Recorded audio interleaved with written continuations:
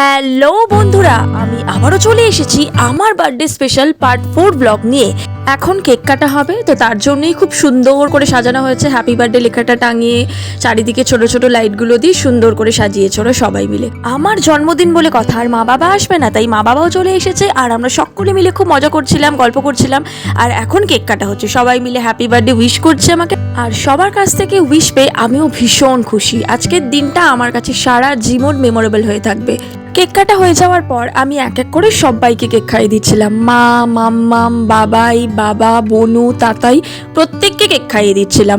ওরাও আমাকে এক এক করে সবাই মিলে কেক খাইয়ে দিচ্ছিল।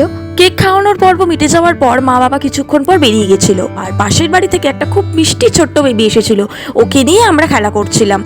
আমার জন্মদিন বলে কথা, আর তিনজনে মিলে পাগলামো করবো না তা কি কখনো হয়? সব মিলে এবারের জন্মদিন জাস্ট ফাটাফাটি। ভিডিওটা ভালো লেগে থাকলে like, comment, share and subscribe করতে বলো না। টাটা।